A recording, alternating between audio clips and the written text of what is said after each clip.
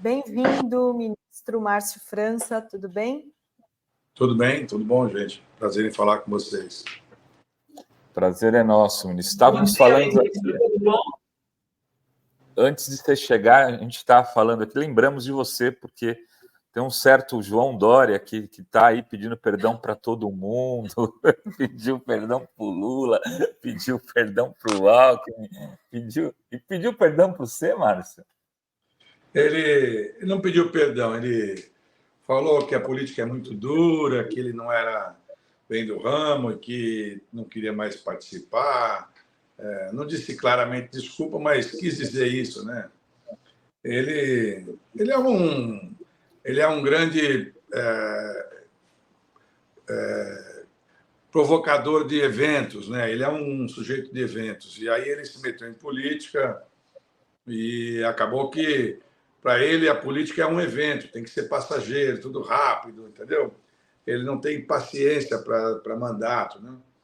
É um cara inteligente, mas bem que eu avisei que ele não seria Bolsodória, não seria nem Bolsolula, que no dia seguinte que o Lula saísse, ele ia se agarrar no Lula. Ele está sempre ligado na parte financeira. Ele é muito bom nisso e é uma espécie de pré-marçal, né? Pré-marçal, verdade. Ministro, eu queria abrir... Essa aqui só foi uma introduçãozinha, porque a gente estava comentando do assunto. Mas eu queria abrir a entrevista pedindo ao senhor um balanço da sua ação no Ministério do Empreendedorismo. Porque, de alguma maneira, esse se tornou o grande tema dessas eleições, na minha opinião, né? Pautado, de alguma forma, de forma meio escandalosa, estriônica, pelo Pablo Marçal, ele revelou, talvez, um desejo, pelo menos de certos setores, da classe C, da classe B-, de ingressar no empreendedorismo, de deixar aquele espaço do subemprego, principalmente. Eu acho que se o cara é convidado para trabalhar num bom emprego, carteira assinada, ele vai. O problema é que boa parte dos empregos hoje são subempregos, mesmo registrados, com salários entre R$ 1.500, R$ 2.000, R$ 2.500 no máximo, e o cara acaba ganhando pouco. Como que o senhor sente esse bafo quente das ruas, né, para dentro do seu ministério, das suas ações? Você sabe que uma das principais características assim para um bom administrador é você antecipar fatos, né? Antecipar situações. O presidente Lula foi autor do Simples e também foi autor do MEI, isso 20 anos atrás. Mas ele como ele mesmo fala, ele é um cara criado no chão de fábrica, CLT, sindicalismo e tal.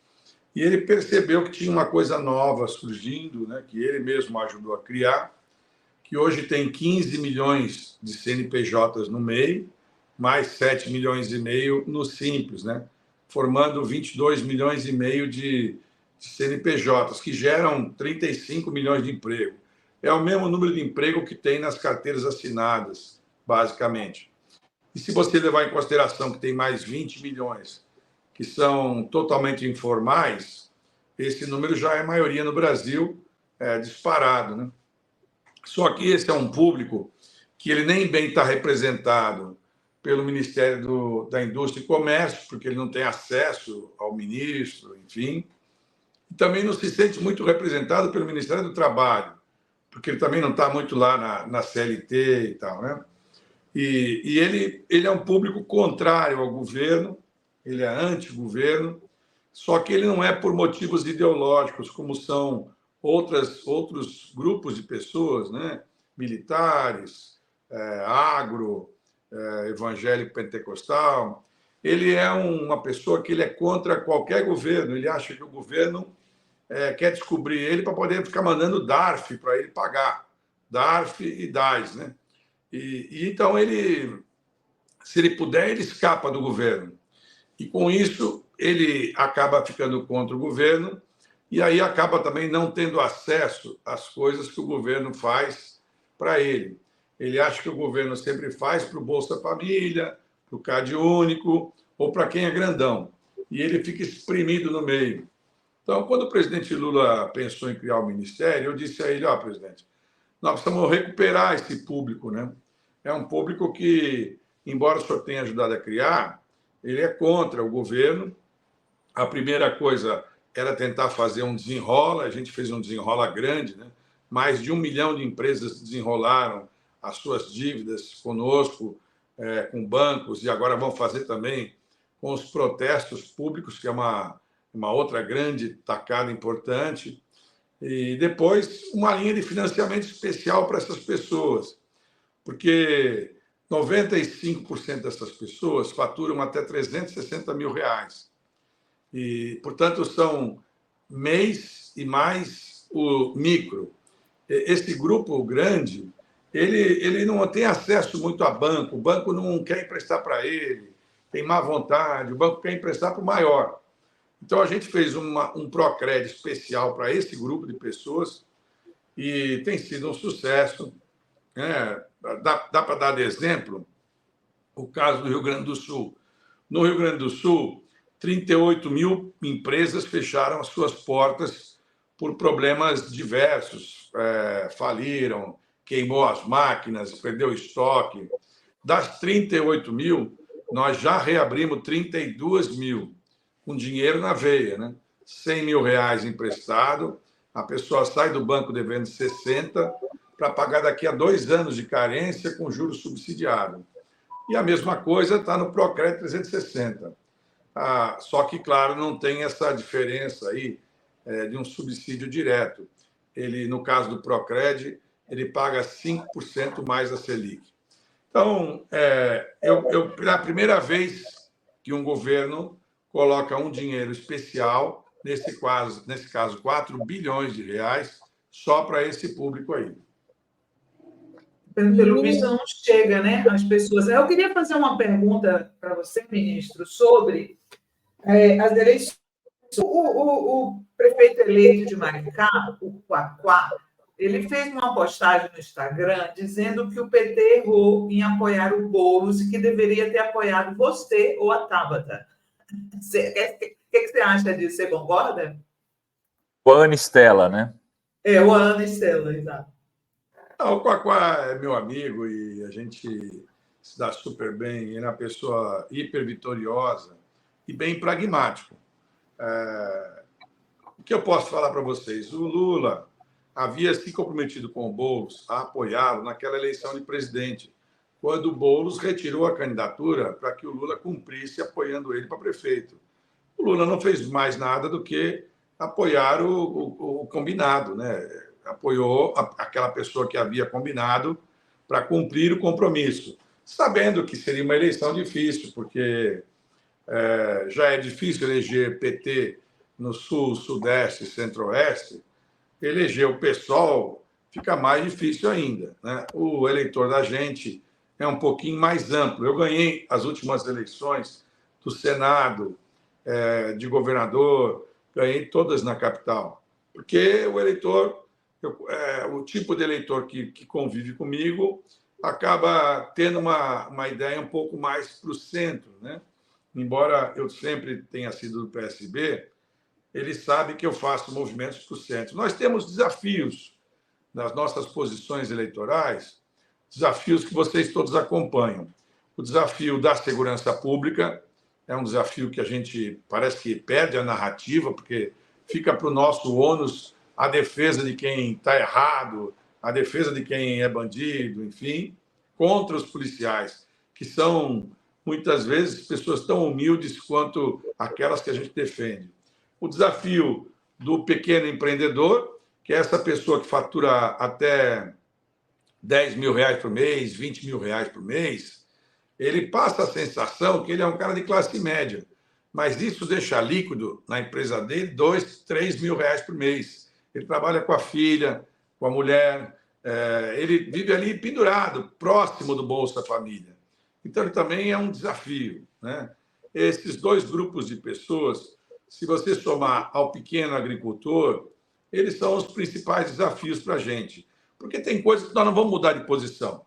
Nós não vamos passar a agredir gay para poder ganhar um público que é mais conservador. Nós não vamos falar mal de Jesus Cristo, não vamos. Então, não tem jeito. Tem público que nós temos que dar de barato que nós vamos perder mesmo, né?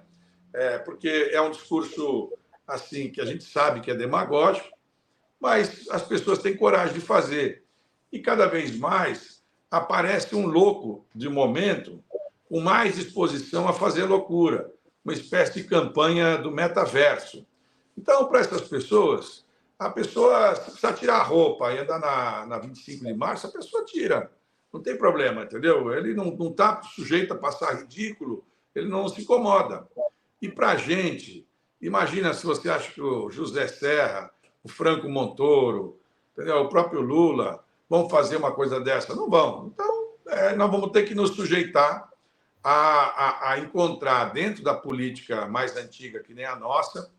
Eu fiz um texto grande quando nós juntamos o Alckmin com o Lula, para dizer que ali seria a última chance da política antiga dar um nó na cabeça dos mais modernos. E nós ganhamos, por 1%, mas ganhamos. Aí eu pensei que tivesse apto a descansar. Aí surgiu o Marçal. Aí nós nos reciclamos e tal, e conseguimos, mais uma vez, escapar por um pouquinho. Mas esses tiros de espingarda, uma hora certa. Então, nós vamos ter que aprender a conviver. Nós temos muita dificuldade com o mundo digital. Nós estamos todos muito velhos, nós não temos mais idade para ficar aprendendo tudo de novo, né? Então, a gente sobrevive com galhardia, mas não dá para dizer que não é arriscado, não. É sempre arriscado. E se pudesse, se o Lula e o PT ajudarem, que são o único partido grande do Brasil, é o PT e o Lula, eles têm que sacar, o que é óbvio, que a eleição já está definida. As placas tectônicas do mundo já se separaram. Elas são formadas pelo governo de São Paulo e a Prefeitura de São Paulo. Isso forma um grupo. E o outro grupo é o governo federal. E, naturalmente, se a gente quiser ter chance, nós temos que fazer opções no Sul, e Sudeste e Centro-Oeste, mais ao centro. E no Nordeste e no Norte, a gente pode ir mais para a esquerda, com chance de poder ser vitorioso.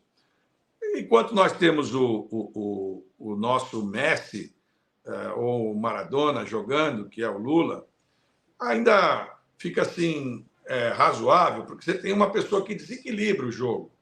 Mas nós não vamos ter o Messi jogando para sempre. Então, esse receio que passa por todos nós, e quando não tiver o craque, né? Quando não tiver o Neymar para jogar para a gente, né? O que nós vamos colocar no lugar dele? Então, isso vai muito agora para o próximo ano. Eu penso que o PT tem alguns quadros mais jovens que estão dispostos a fazer essa reviravolta aí e encontrar esse mecanismo. E aí a gente, ao longo dos anos, também encontra, porque meu pai sempre dizia, a vantagem de ter louco é que não tem um louco só, às vezes aparece outro louco. E aí um é um louco mais que o outro louco, né? Então, assim, o Pablo é um ponto na frente do outro doido, mas ele é muito mais preparado como pessoa, né? Assim como o estilo do Tarcísio, é uma pessoa mais preparada, mais, digamos, palatável, né? E certamente serão os próximos adversários da gente aí. Tem uma questão aqui do Rafael Quaresma, e eu ia fazer também essa questão, voltando ao tema da MEI. Ele pergunta sobre o aumento do faturamento do MEI anual, e tem um projeto do governo para aumentar de 81 mil para 130 mil. Esse projeto deve ser votado em novembro. Como que está a articulação para que ele seja aprovado? E 130 mil ainda é pouco, hein, Márcio? Vamos combinar. Essa história é uma história longa, né? Faz 10 anos que esses números são iguais. Ele não tem defesa para esse número, né? Não tem defesa. 10 anos, o número congelado, tanto nesse quadro do MEI, como os outros também. O que a Fazenda reclama, que eu já fui prefeito, governador, e todas as fazendas são iguais, elas são defensoras da arrecadação. Elas alegam que tem muita fraude, que o cara subdivide e tal, e eu tenho tentado convencê-los que nós partimos de uma lógica que lá para trás podia estar certa, mas hoje está errada. Esses cortes abruptos, eles criam injustiça. Eles criam uma espécie de síndrome de Peter Pan, aonde as empresas ficam condenadas a serem pequenas. Ninguém quer crescer, porque tem medo de crescer. Isso não tem nenhuma lógica, né? A gente gostaria que todas as empresas crescessem. Você ser micro alguma coisa, ninguém gosta de ser micro. Quem quer ser micro-jornalista, micro-jogador, né? Micro-artista? Todo mundo quer ser grande. Então, o normal seria que nós fizéssemos o formato em rampa, ou seja, fatura até R$81 mil, vai pagar naquela faixa até R$81 mil um percentual igual ao que hoje é do MEI. Se você, eventualmente, naquele ano, passou para 122, essa diferença de R$41 mil, você paga pela outra faixa, como se faz em imposto de renda. E assim vai. Porque a Fazenda reclama muito da última faixa do Simples, que é a faixa que ganha de 3,5 milhões até 4,8 milhões por ano. Mas essa faixa ela é irrisória se comparada com o grosso das pessoas. O grosso das pessoas está no MEI e está na primeira faixa do Simples. Agora, por exemplo, nós estamos enfrentando uma situação com relação aos aplicativos, né? A gente tentou lá, de uma fórmula, criar uma regra para o aplicativo. Só que o aplicativo ele não quer essa regra. Nem o aplicativo, nem o funcionário, nem o dono do aplicativo, nem o usuário do aplicativo. Então, o que seria o ideal? Vamos criar um MEI especial, como nós temos, por exemplo, para os caminhoneiros. O caminhoneiro tem um MEI especial que ele recolhe 170 e poucos reais e ele é o MEI caminhoneiro. Porque qual é o argumento da Fazenda? É que o MEI não cobre o valor da aposentadoria da pessoa.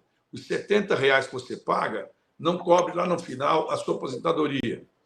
Então, eu concordo com isso. Acho que numa faixa que você tem uma moça numa comunidade que faz bolo para fora e ela ganha 500 reais, 600 reais, complementando a renda dela por ano, por mês, os 70 reais é caro.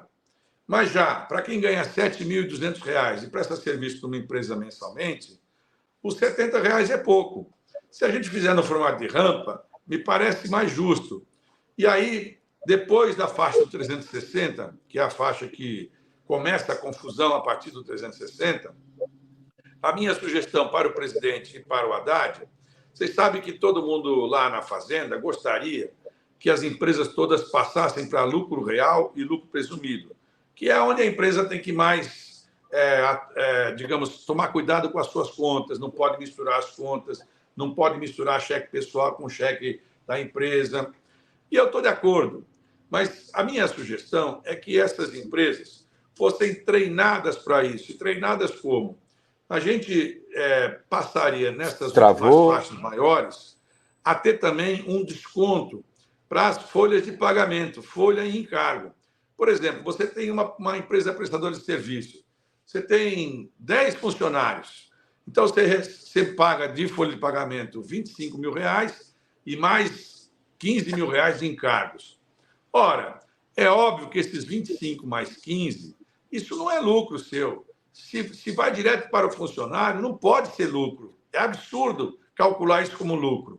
Significa dizer que você poderia abater esse valor, indiretamente você estaria aumentando o valor dos simples, sem precisar mexer nas alíquotas. E aí você ia treinando as pessoas para irem para o lucro presumido e para o lucro real.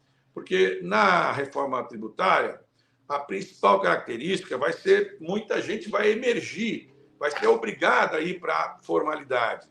E aí as pessoas não estão habituadas à formalidade e vão acabar se estrepando com as regras jurídicas. Se a gente for treinando todo mundo, muitas vezes a pessoa que está nas últimas faixas do Simples, ela é orientada por um contabilista ou por alguém para dividir a empresa em 2, em 3, em 4, em 5, em 2 meses, em 6 Simples. Quando ela percebe, ela está num emaranhado de rolo, com medo de se meter e de se organizar. Então, a nossa tentativa da criação do Ministério, em especial com financiamento, com o cartão, né? Porque nós temos agora o cartão do MEI, que é o cartão que todo mundo pode ter acesso no Banco do Brasil. A pessoa pode ir lá buscar o seu cartão do MEI. Esse cartão te dá várias vantagens, ele é totalmente gratuito, né?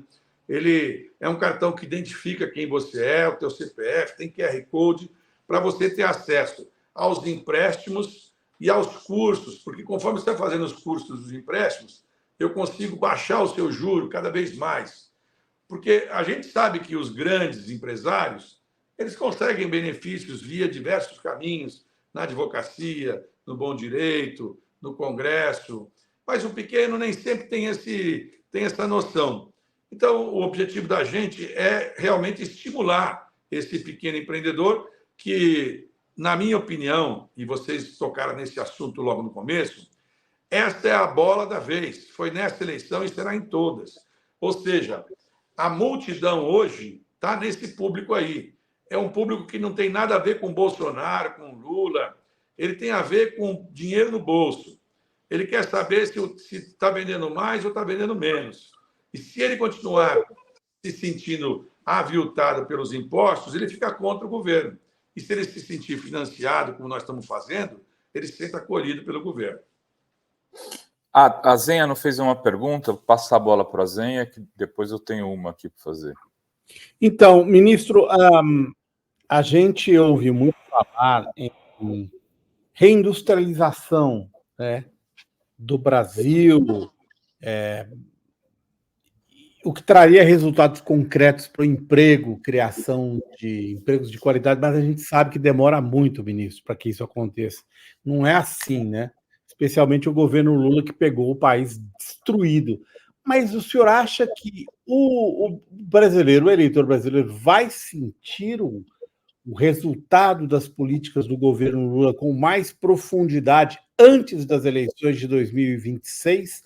A gente vai ter aquela sensação boa do segundo governo Lula, especialmente, que o Brasil sentia de crescimento na época, ou o senhor acha que os tempos mudaram, né? A economia americana não vai muito mal e olha que a Kamala Harris, candidata do governo, corre risco de perder lá. O senhor acha... Não, essa é a minha pergunta para o senhor. Se teremos aquela sensação boa do segundo governo, mandato do Lula, ou se os tempos são muito diferentes hoje? Não, eu não acho os tempos tão diferentes, não. Acho que se a gente acertar na comunicação, e a comunicação é uma coisa difícil, sabe? Porque a gente estava acostumado com comunicação padrão, comprar horário de TV e falar na TV. E as pessoas não acreditam nisso. Você põe você lá falando, o cara fala, isso aí não é para mim. Olha que eu faço palestra, ando pelo Brasil, falo dessa história do Procred, por exemplo, e até hoje, olha aqui, 15 mil operações foram feitas. Nós temos capacidade para fazer 250 mil operações. Só fizemos 15 mil. É incrível. As pessoas não sabem que elas têm esse dinheiro lá para buscar esse dinheiro, entendeu? A gente não consegue se comunicar corretamente com as pessoas, né? A gente precisa ser proativo. Nós precisamos mudar o formato da comunicação da gente para que as pessoas saibam. Por exemplo, no caso do Pronamp, a gente emprestou 100 bilhões de reais já. Nós fizemos 360 mil operações. 360 mil é robusto, é bastante. No caso do Rio Grande do Sul, é bastante. Mas esse pequenininho, ele é o mais difícil, porque ele é um sujeito que ele tem medo de achar que nós queremos cobrar imposto dele. Então, ele tenta se esconder da gente. Ele que fica lá tentando se esconder. O próprio rapaz da bicicleta, da moto, se ele soubesse que ele virando MEI, ele poderia comprar a moto dele elétrica a R$150 por mês, ao invés de pagar o aluguel de R$100, R$150 por mês da moto, por que ele não compraria? Por que ele não compraria? Então, quem acertou na comunicação, e eu vou dar um exemplo do João Campos lá no Recife, que foi proativo na comunicação, lá as pessoas recebem a notificação por Zap do que eles têm direito e aí aproveitam esse direito deles. E nós estamos nesse caminho. Só que o Ministério tem 10 meses. Então, é tudo assim, no parto, no fórceps, porque a máquina tende a fazer uma repetição daquilo que já deu certo. Bolsa Família, Minha Casa Minha Vida, mais médicos, uma espécie de déjà vu de tudo que já aconteceu. Porque esse é o formato que deu certo.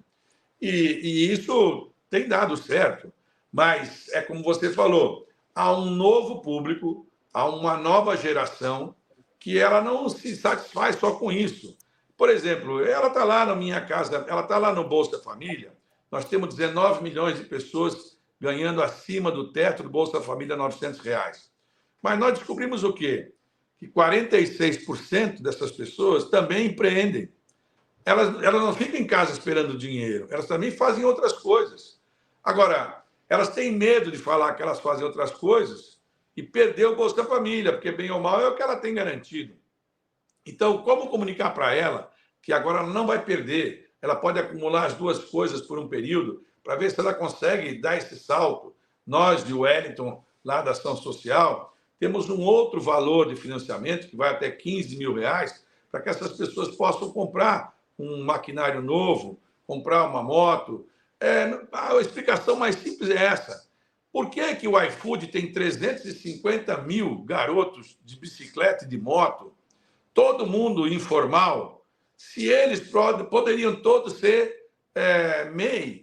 E aí faz um MEI especial para eles, recolhe pelo MEI, se amanhã eles caírem, eles têm a proteção, né? E aí eu falei com o cara do iFood, lá o CEO, ele falou, mas eles não querem recolher, Márcio, R$70. Eu falei, mas eu não estou falando para eles recolherem, estou falando para vocês recolherem. Não é possível que o iFood não possa recolher R$70. E nós fizemos a conta na hora lá, e eles ficaram com uma cara até sem graça. Sabe quanto daria para recolher o MEI para todos os garotos do iFood do Brasil inteiro?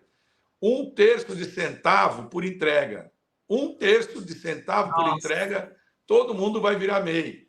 Ora, é óbvio que tem que fazer isso, né? É óbvio. Então, o presidente está ligado nesse assunto. É que você também tem todo instante problemas diversos, né? E também não dá para eu querer ser, digamos, o piloto da aeronave que outras pessoas têm mais responsabilidade. Mas eu garanto, o assunto que vai virar o tema das eleições que vem, sem ser segurança pública, é o empreendedorismo. Esse é o tema que vai dominar as eleições. As pessoas querendo empreender, porque, como vocês mesmo utilizaram a expressão, se você for em quase metade do território brasileiro, não tem fábrica para produzir lá, não vai ter fábrica nunca instalada lá no Acre. Lá a chance que tem é empreender. As mulheres, por exemplo, que empreendem mais do que os homens, elas querem conciliar o horário familiar com uma atividade. E o empreendedorismo é essa ponta que permite a economia criativa, que pode ser feita em casa, tudo que está lá no Ministério hoje. Olha, só para vocês terem uma noção, 99% dos CNPJs do Brasil estão lá no Ministério que eu comando hoje. Você vê a dimensão de um assunto que está recém-criado, né? Pois é. Rovai, você vai perguntar? Eu queria voltar um pouco às páginas do nosso livro aqui, ministro, porque o senhor falou uma coisa que eu tenho muita concordância, tenho dito aqui durante a avaliação das eleições, é que se criou, o Bolsonaro foi escanteado, na minha opinião. O sistema desistiu dele, mesmo não vai ter nenhum esforço para que ele volte a ficar elegível, não vai ter uma comoção, o sistema deixou de lado e vai esse bloco com o Tarcísio e o MDB na figura do prefeito de São Paulo, Ricardo Nunes, serão os grandes adversários, juntando aí muito provavelmente 90% da Faria Lima, boa parte da mídia tradicional, junto por essa opção, que é, de um lado, essa opção, e de outro, uma opção mais no perfil do Marçal, uma extrema-direita que representaria esses votos mais duros do bolsonarismo para levar a eleição para o segundo turno e tentar juntar todo mundo contra o Lula, o PT e a Frente Ampla. Então, vai ter que ser muito habilidoso para fazer essas costuras. O senhor está se colocando para candidato a governo do Estado em função disso ou essa sua pretensão ficou no passado? Olha, se me derem a oportunidade, eu serei candidato, porque eu perdi uma eleição para o Dória por 1%. E ficou aquela vontade de que uma disputa talvez mais acirrada, né? Eu acho que o Tarcísio é um quadro interessante, é um técnico, mais técnico, pelo menos fala que é técnico, mas ele nunca teve uma disputa mais dura. Ele pegou dois adversários que são dois príncipes, né? Dois gentlemen, o Haddad e o Rodrigo Garcia. Quer dizer, então, assim, ninguém nunca foi direto na medalha para baixo, né? Uma disputa mais dura. Vamos ver como ele se sai dentro de um liquidificador, né? Como é que consegue justificar a venda da Sabesp por 1/3, 1/4 do que ela valeria, a venda das escolas, as operações de assassinatos feitas, uma justificativa tolinha, para dizer o menos grave, né? Dessas histórias de você matar os meninos sem saber por quê. Eu acho assim, o governo de São Paulo é tão arrumado que até o Dória não conseguiu quebrar. Então, o Tarcísio não vai quebrar, ele vai sair razoável, né? E ele não tem muita oposição. Mas, se me derem essa legitimidade da disputa, eu gostaria de ter uma chance de disputar o governo de São Paulo na plenitude, né? Na última que eu ia disputar, o Lula me pediu para não ser candidato, para apoiar o Haddad. Eu cumpri a minha jornada, como eu havia feito a indicação do Alckmin. Achei que era justo que cada um, enfim, abrisse mão de alguma coisa. Agora, 2 anos são 2 anos, então tem muita coisa pela frente. A vontade do presidente, tirando o Lula, todo mundo é meio terceira divisão, entendeu? Não tem nada assim parecido com o Lula, do ponto de vista de genialidade, né? Assim, só o Lula está nesse patamar. Tirando o Lula, todo mundo é mais ou menos a mesma coisa. Então, eu penso que a decisão dele vai ser a primeira a ser tomada, se ele tem disposição física, de vontade, enfim, de ser candidato. Depois, se ele mantém a chapa vitoriosa, que eu acho que seria bem prudente, porque, mas foi só 1%, 2%, mas foi. Se não fosse, talvez não fosse, né? Quer dizer, essa história... Então, eu diria que... E acho que o quadro está montado. Quando montou a primeira vez aquele blocão na Câmara dos Deputados, que juntou MDB, Kassab, BOI, todo mundo, montou um bloco na Câmara, que logo depois se reproduziu aqui na Prefeitura e no governo de São Paulo, para mim o jogo estava dado. Quer dizer, você pode esperar o quê? Se tem rabo de jacaré, cabeça de jacaré, boca de jacaré, vai vir jacaré. Não tem como ficar esperando que vai vir o quê? Anjinho da guarda? Vai vir os caras com a estrutura da máquina de São Paulo, é uma máquina poderosíssima. O Tarcísio vai ser empurrado para fora do governo, assim como foi o Dória. Ele vai ser empurrado para fora. Ele pode até não querer muito, mas você, às vezes, não é candidato que você quer. Você é candidato porque também as circunstâncias lhe empurram, né? E ele é um moço competitivo, porque ele é mais educado, ele é mais afável, ele é alguém que tem condição de sentar numa mesa. E uma vez o Lula me disse... Mas ele vai ser candidato para perder para mim? Ele me falou com o Alckmin. Eu disse, presidente Lula, se me dessem a oportunidade, eu seria candidato para perder para o senhor. É uma honra perder para o Lula, né? Perder para um nome como ele, que você perde a eleição, mas você vira uma referência para o resto da vida.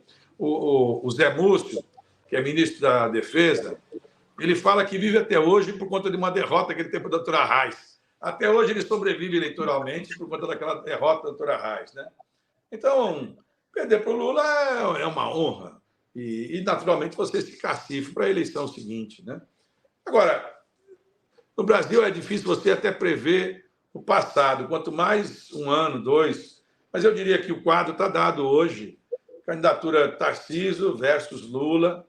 É o nosso campo. E eu acho que aí tem pouca gente para poder se mexer. Eu apostaria mais no União Brasil e o governo está apostando mais no republicano. Se o Tarcísio não sair do republicano, acho pouco provável. Como é que algumas pessoas acham, lá em Brasília, que o Tarcísio vai apoiar o Lula? Eu digo, bom, todo mundo tem direito ao sonho de verão. Tem isso, né? Tem de tudo, né? Mas pouco provável, né? Porque... Ô, ministro, me diz uma coisa. O PSB saiu com mais prefeitos do que o PT nessa eleição. Conseguiu eleger mais prefeitos, né? Isso, de certa maneira, não cacifa o vice Alckmin para ficar ali na portinha se o Lula, por acaso, não sair candidato? Também já ouvi essa história. Eu conhecendo o Alckmin, eu conheço mais o Alckmin do que o Lula, né? E eu garanto a você que o Alckmin não fará nada que não seja do desejo absoluto do Lula, né? Então, ele fará tudo que o Lula pedir, ele é muito comedido e muito na dele, né?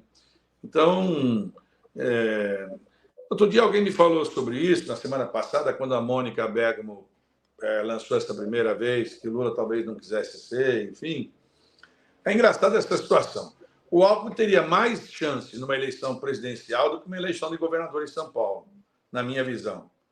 Porque ele traria os votos naturais da esquerda, pela lealdade que ele tem demonstrado, e poderia invadir um pedaço desse voto mais agro, mais industrial, que tem algum ranço em relação ao PT. Mas o Lula tendo saúde e disposição, a vaga é do Lula, ele vai decidir.